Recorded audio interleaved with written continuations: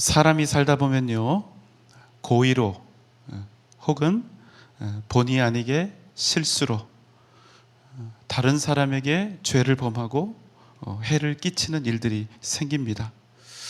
여러분, 그럼 어떻게 해야 할까요? 죄가 있으면 벌을 받고 손해가 있으면 배상해야 합니다. 여러분, 우리가요, 복음을 잘못 이해하면 은혜도 잘못 이해하게 됩니다. 여러분, 우리가 생각하는 은혜는 무엇입니까? 지은 죄보다 벌을 덜 받고 끼친 손해보다 배상액을 적게 부담하게 되었을 때 은혜가 있었다, 우리가 이렇게 생각을 하지요. 여러분, 그런데 이런 생각이 옳습니까? 아니지요. 여러분, 이건 도둑심보지 진짜 은혜를 경험한 사람의 생각이 아닙니다. 무슨 말씀입니까? 원래는 이만큼 맞아야 하고 이만큼 벌을 받아야 하고 이만큼 손해배상을 해야 하는데 요만큼이라서 다행이다. 센 변호사를 구했더니 무죄 판결이 나고 형벌이 어마어마하게 줄었다. 다행이다. 여러분, 은혜는요, 이런 게 아니라는 거예요. 그럼 여러분, 진짜 은혜는 무엇입니까? 최대한 벌을 조금 받고 맞아야 할 매를 피하고 재판정에서 무죄, 이렇게 무죄 판결을 받아야 은혜일까요? 여러분, 절대로 그렇지 않습니다. 그럼 여러분, 진짜 은혜는 무엇입니까? 무죄 판결 받고 형벌을 면제받는 것, 여러분, 거기에 은혜의 초점이 있는 것이 아니라 내가 얼마나 큰 죄인인지를 깨닫고 다시는 그런 죄악을 반복하지 않을 만큼 달게 매를 맞는 것이 은혜입니다. 여러분, 아멘입니까? 분위기 별로죠? 여러분, 최소한 지은 죄보다 더 작은 형벌이나 무죄 판결을 내가 받게 되었을 때 내 입에서 다행이다, 이런 말이 아니라 하나님, 내가 너무나 죄송합니다, 이런 고백이 터져 나오고 내가 더 작은 형을 받고 무죄 판결을 받은 일로 인해서 너무나 죄송스럽고 부끄러운 그런 마음이 들 뿐만 아니라 은혜의 결과, 은혜를 받은 결과 그 사람의 생각이 바뀌고 그 사람의 삶이 바뀌어야 합니다. 그래야 여러분, 그 사람에게 진정한 은혜가 있었다, 이렇게 얘기할 수 있는 거예요. 그게 아니면 여러분, 가짜 은혜입니다. 단지 내가 받아야 할 형벌만 줄어들게 한 은혜, 이 마음에 철저한 뉘우침과 삶의 변화가 없는 은혜는 여러분, 가짜 은혜고 차라리 제대로 된 벌을 받는 게 더 큰 은혜요, 그 사람의 인생에 유익이 된다는 사실입니다. 여러분, 우리가 예수 믿어서 그 결과 그냥 죄가 다 없어진 것 같죠? 아닙니다. 세상에 그런 착각이 어디 있습니까? 우리의 죄를 용서하시기 위해 하나님의 아들 예수께서 십자가에 달려 죽으셔야 했다는 그 사실을 우리가 잊으면 안 된다는 거예요. 우리가 그저 하나님께 잘못했습니다, 내 죄를 회개합니다, 이 한마디로 우리가 죄 용서받고 구원받은 것 같지요? 아니요, 절대로 그렇지 않다는 거예요. 우리가 회개라고 하는 행위를 하나님 앞에 하기도 전에 주님께서 이미 십자가에 달려 죽으셔야 했다는 사실을 여러분, 우리가 기억해야 한다는 사실입니다. 우리의 구원은 여러분, 절대로 공짜가 아니라는 거예요. 하나님의 아들 예수께서 당신의 그 귀한 생명을 십자가에 버리셨기에 우리가 얻은 생명이라는 겁니다. 죄의 싹은 사망이죠. 죄의 싹이 사망인데 여러분, 어떻게 죽음에서 생명을 얻는 일이 공짜일 수가 있겠습니까? 우리가 하나님께 하는 이 회개가 의미가 있고 그때 흘리는 우리의 눈물이 은혜가 될 수 있는 것은 여러분, 그 이유가 우리에게 있는 것이 아니라 전혀 다른 곳에 있다는 거예요. 이사야 53장 5절의 말씀입니다. 그가 찔림은 우리의 허물 때문이요 그가 상함은 우리의 죄악 때문이라. 그가 징계를 받음으로 우리는 평화를 누리고 그가 채찍에 맞음으로 우리는 나음을 받았도다. 우리 주님 예수의 찔림은 누구의 허물 때문입니까? 우리의 허물 때문이요. 그가 상함은 누구의 죄악 때문입니까? 누구요? 우리의 죄악 때문이라. 그가 우리 대신 징계를 받고 채찍에 맞으셨기 때문에 우리가 지금 이렇게 평화를 누리고 나음을 입은 것입니다. 여러분 믿습니까? 오늘 우리가 함께 나눌 말씀은 죄에 대한 이야기, 그리고 죄의 값을 치르는 이야기입니다.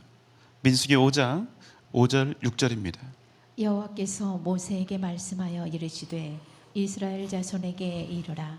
남자나 여자나 사람들이 범하는 죄를 범하여 여호와께 거역함으로 죄를 지으면. 하나님께서 모세에게 말씀하셨습니다. 이스라엘 백성들에게 이르라. 남자나 여자나 사람들이 범하는 죄 무엇입니까? 사람이 저지를 수 있는 모든 죄를 통틀어서 칭하는 것이죠. 이스라엘 백성들에게 이르라. 남자나 여자가 범하는 죄를 범하여 여호와께 거역함으로 죄를 지으면. 그런데 여러분 문장이 좀 매끄럽지가 않아요. 풀면 이런 뜻입니다. 남자나 여자가 죄를 지으면 그 죄는 근본적으로 하나님을 거역한 죄, 하나님께 지은 죄가 된다는 것입니다. 다시요. 이 세상에서 범해지는 모든 죄는 1차적으로, 본질적으로, 궁극적으로 하나님께 죄를 짓는 것이다. 이런 뜻입니다. 여러분 왜 그럴까요? 그것은 이 세상 모든 만물이 다 누구의 것이니까? 하나님의 것이니까. 하나님의 소유니까. 이 세상에 존재하고 있는 살아있는 모든 생명체와 무생물들, 그리고 모든 인류와 그 인류가 가지고 있는 모든 소유가 다 누구의 것이라고요? 하나님의 것이기 때문입니다. 그렇게 우리가 볼 때는 사람 대 사람, 서로가 서로에게 죄를 짓고 해를 끼치고 입는 것처럼 보이지만 궁극적으로는 모두 다 하나님의 소유에 대한 범죄이기 때문에 그것은 결국 하나님의 주권을 침해하는 일이 된다는 것입니다. 그래서 오늘 6절의 말씀은 남자나 여자가 범하는 모든 죄가 하나님을 거역하는 죄가 된다, 이렇게 말씀하고 있는 것입니다. 그래서 여러분, 하나님께서 죄에 대해서 당연히 말씀하실 수가 있는 거예요. 무슨 얘기입니까? 하나님 당신께서 마땅히 당신의 소유에 대해서 권리 행사를 하고 계신다는 겁니다.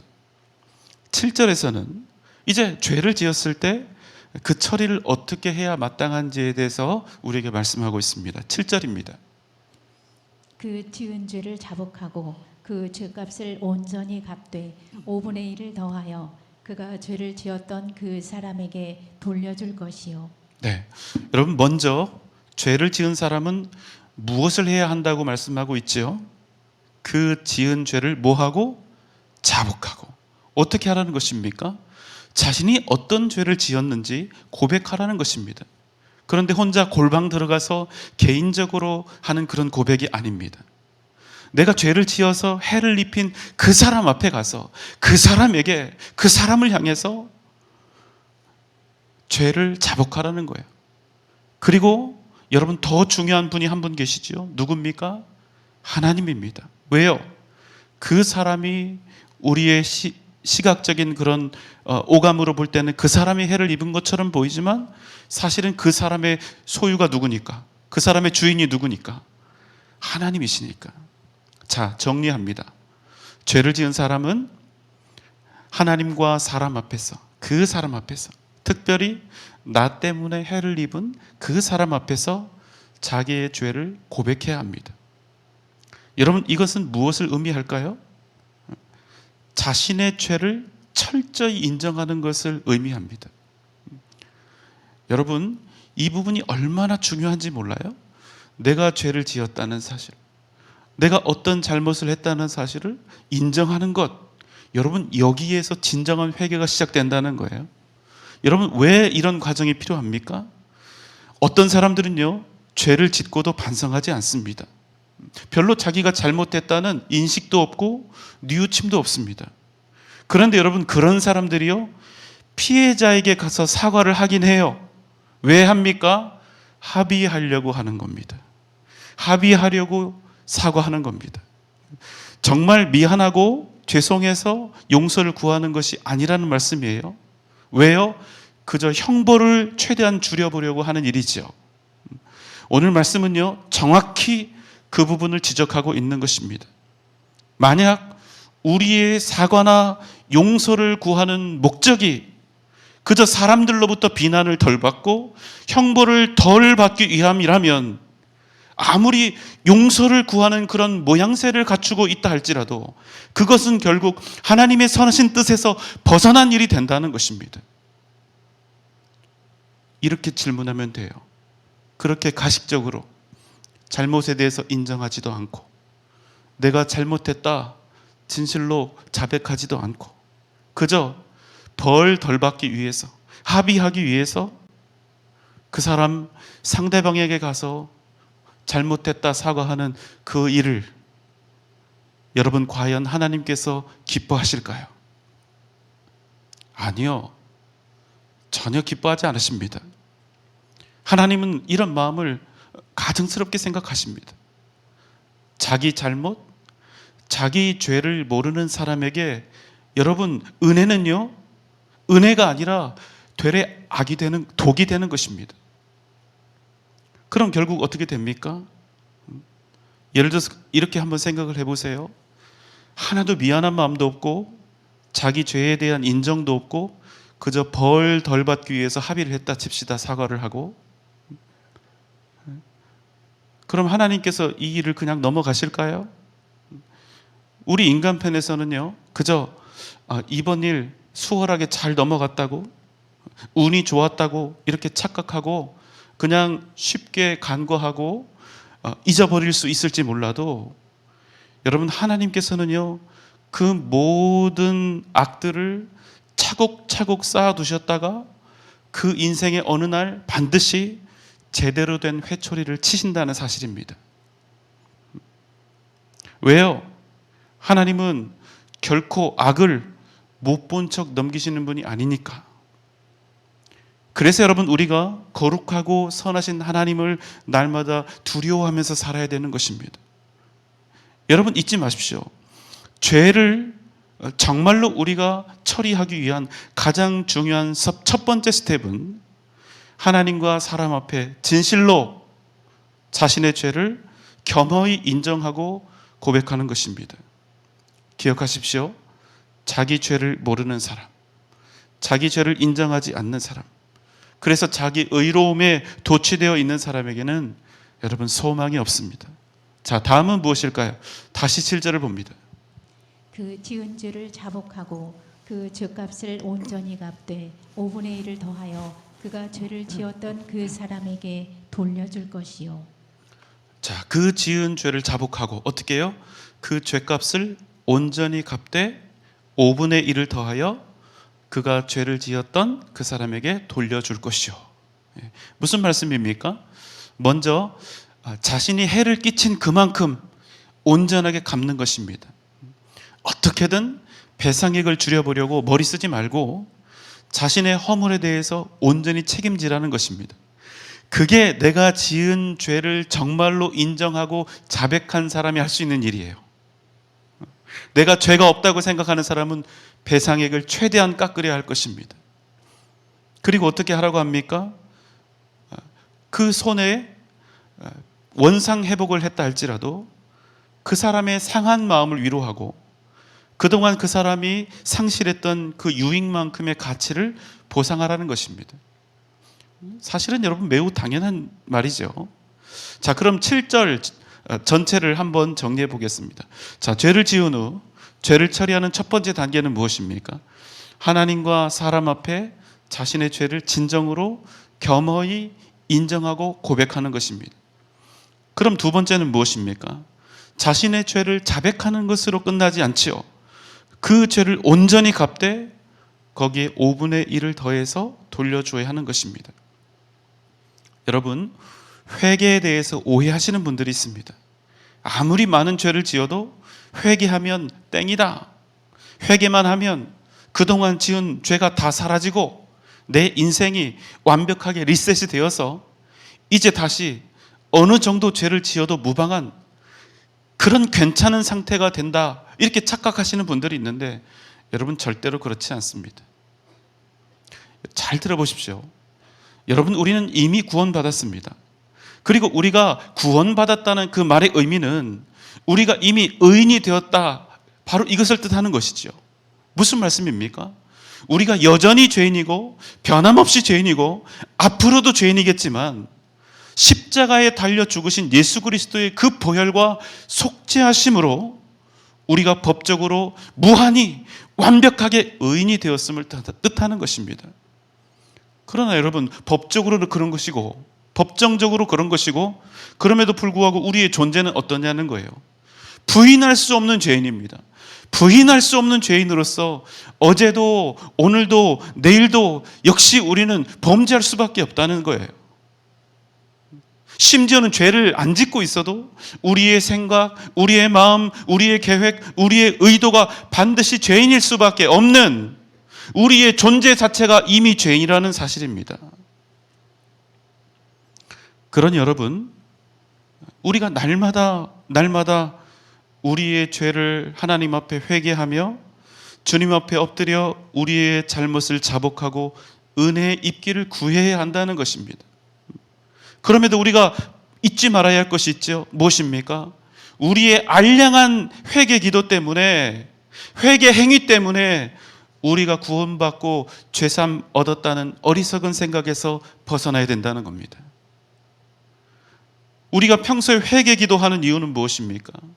물론 죄에 대해서 하나님께 용서받기 위해서 하지요. 하지만 여러분, 이 마음도 있지만 다른 마음도 있는 거예요. 어떤 마음입니까? 회개 기도 안 하면 벌 받을까 봐, 회개 기도 안 하면 나쁜 일 생길까 봐, 더 중요한 이유도 있지요. 뭡니까? 구원 못 받을까 봐, 천국 못 갈까 봐. 그러나 여러분, 잊지 마세요. 이미 하나님께서 우리를 당신의 자녀로 삼으신 이상 우리의 구원은 절대로 흔들리지 않습니다. 무슨 말씀입니까? 우리의 회개 기도 때문에 우리가 천국 가거나 지옥 가는 것이 아니라는 거예요. 그럼에도 여러분, 우리의 회개는 날마다 계속되어야 합니다. 왜요? 우리가 여전히 죄인인 존재로 살아가고 있기 때문입니다. 우리는 날마다 가슴을 찢는 심정으로 우리의 죄를 자복하고 회개해야 하는 것입니다. 그러나 역시 기억해야죠. 우리가 죄사함을 입고 천국에 가는 것은 우리의 회개 기도나 회개 행위 때문이 아니라 예수 그리스도께서 우리를 위하여 십자가에서 흘리신 그 보혈, 그분이 치르신 죄의 값 때문인 것을 우리가 잊지 말아야 한다는 것입니다. 십자가의 그 무한한 은혜 때문에 존재 자체가 죄인인 우리가 의인 판결을 받았다는 것입니다. 이미 하나님의 백성으로 그 신분과 지위가 영원히 결정되어진 우리가 굳이 순간마다 회개하며 살아야 하는 그 이유는 무엇입니까? 구원받기 위해서가 아닙니다. 오직 우리가 하나님 앞에서 당신의 자녀로 날마다 바로 서기 위함인 것입니다. 우리의 죄를 잘 처리하고 그에 대한 책임을 잘 져야 하기 때문입니다. 다른 사람에게 상처를 입히고 고통을 준 죄의 영향력이나 파괴력이 여전히 계속되고 있기 때문입니다. 그래서 여러분, 우리는 믿음의 사람으로서, 흔들림이 없는 구원의 백성으로서, 하나님의 자녀로서 그 값을 반드시 정당하게 치러내야 한다는 거예요. 죄를 지었습니다. 어떻게 하면 됩니까? 그냥 회개 기도만 하면 끝입니까? 하나님 잘못했습니다. 나는 하나님께 회개 기도했고 그것으로 하나님이 내 죄를 다 용서하셨으니 됐다. 내 죄가 주님의 은혜로 다 사하여졌음을 믿습니다. 아멘, 할렐루야. 여러분, 이렇게 하고 딱 끝나버리는 사람이 과연 정말로 자신의 죄에 대해서 제대로 책임을 질 수 있을까요? 아니요. 못 집니다. 그런 재수 없고 날강도 같은 회개가 아니라 정말 내가 지은 죄가 얼마나 크고 악한 일인지, 하나님이 그런 죄를 용서하신 그 일이 얼마나 큰 은혜인지 이에 대해서 처절하게 실감하며 고뇌하는 사람이 죄의 값도 정당하게 잘 치를 수 있는 것입니다. 이런 사람일수록 더욱 내가 죄를 지어 해를 끼치고 상처를 주고 다치게 한 그 사람을 향해 마음을 다해 머리를 조아려 진심으로 용서를 구하고 자신의 죄에 대해서 그 값을 치를 수가 있다는 것입니다. 그런데 여러분, 이 일이 얼마나 부끄럽고 수치스러운 일인지 몰라요. 내가 상처 입힌 그 사람, 내가 해를 끼치고 죄를 범한 그 사람 앞에 가서 무릎을 꿇고 내가 죄인입니다. 내가 정말 잘못했습니다. 나를 용서해 주십시오. 여러분, 이 일이 결코 쉬운 일이 아니죠. 너무나 부끄러운 일이고 수치스러운 일입니다. 그럼에도 여러분, 잊지 마십시오. 우리가 죄의 값을 잘 치르지 못한다면 우리는 구원받음과 관계없이 날마다 거듭하여 영적으로 고통스럽고 척박한 삶을 살아갈 수밖에 없다는 것입니다. 여러분, 예수 그리스도로 말미암아 용서받고 구원 얻은 사람이 여러분 이 일을 잘 해내지 못한다면 어떻게 그 사람에게 진짜 은혜가 임할 수가 있겠냐는 거예요. 여러분, 우리가 하나님 앞에 회개하고 죄의 값을 치르는 일은 그저 나라는 존재를 안전하게 천국 보내기 위해서, 나를 깨끗하고 완전 무결하게 만들기 위해서, 벌을 덜 받기 위해서 하는 것이 아닙니다. 무엇보다 우리의 범죄함을 인하여 아파하시는 그 주님의 마음 때문에 가슴을 찢으며 하는 거예요. 사랑하는 여러분, 우리는 죄를 짓습니다. 우리는 존재 자체가 죄인이에요. 앞에 서 있는 저도 마찬가지입니다. 여러분, 죄를 지으면 어떻게 하면 되겠습니까? 단지 죄를 용서받고 죄의 형틀에서 자유를 얻고 죄를 벗어내는 그 일에 초점을 두지 마시고 먼저 그 죄를 철저히 하나님과 사람 앞에서 인정하고 자복하며 그 값을 잘 치르는 일에 초점을 두시기 바랍니다. 그럼 여러분, 여러분에게 이미 임한 십자가의 보혈로 얻게 된 그 구원의 은혜가 여러분의 인생을 진정 기름지고 복되게 이끌어 갈 것입니다. 여러분, 아멘입니까? 오직 믿음으로 승리하는 이 밤, 진정한 회개와 구원의 역사가 넘쳐나는 이 밤, 우리 주님 예수 그리스도의 십자가의 은혜가 여러분의 인생과 여러분의 전 인격을 꿰뚫고 지나가는 그 놀라운 복이 오늘 이 밤 저와 여러분 가운데 넘쳐나시기를 주님의 이름으로 축원합니다.